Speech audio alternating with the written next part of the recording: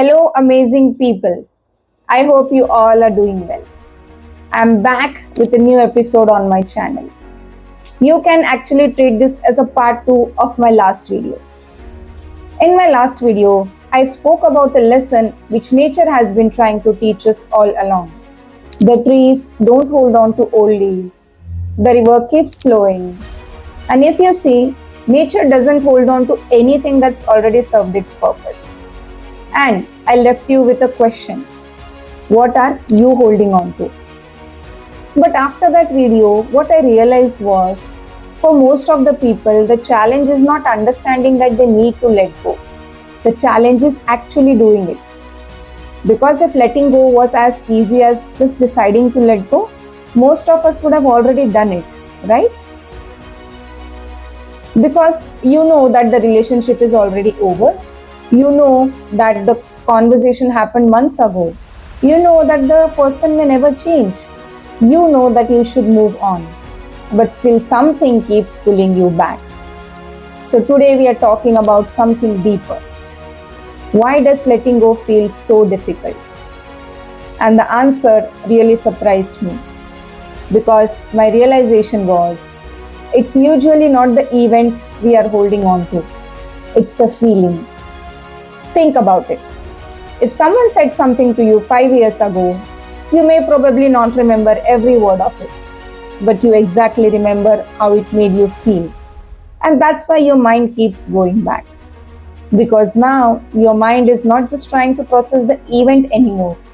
It is trying to make sense of the feeling attached to it. Let's say someone criticized you. But what stayed with you was not just a sentence.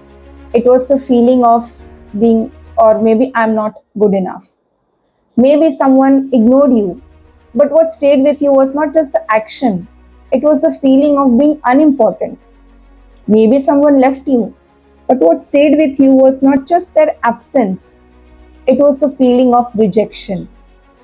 And here's where most people get stuck. They feel that they are attached to the situation or the event, but they are attached to what the situation made us believe about ourselves. Read that again in your mind. We are not attached to the event. We are attached to the meaning we created from it. Now, when I reflected on this deeply in my life, I noticed this too. There were things which I thought I have already moved on from, but emotionally, I was still carrying them. And in my life, one of those things was guilt. I had this belief that if I'm not available for my family or if I'm not giving them enough time, I am becoming selfish.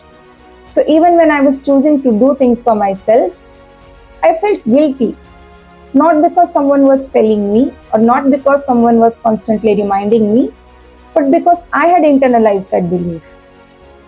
And when I sat down and think about that, I realized this guilt was not even coming from present. It was coming from the stories I was telling myself. And here's where most of the people lose years of emotional energy. They become obsessed in understanding people. Why did they said like this? Why did they behave like this? Why they never change? But what if that's the wrong question? What if the right question is, why does it affect me so deeply? Because the truth is, people are only going to change when they want to, not when you want to, not when you explain enough, or not when you suffer enough, only when they want to. And waiting for someone to behave in a certain way for you to feel at peace is one of the exhausting ways to live. Please remember this. Our job is not to control people. Our job is not to convince someone to behave in a certain way. Our job is to understand ourselves so deeply that we do not allow anyone else to control our peace.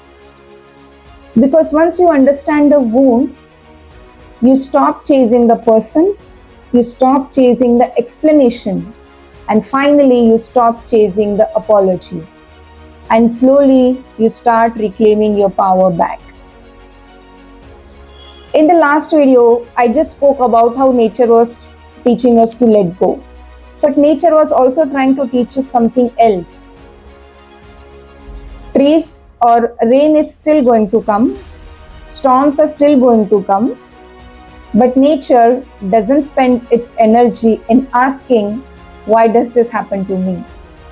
It just experiences the season and it continues to keep growing.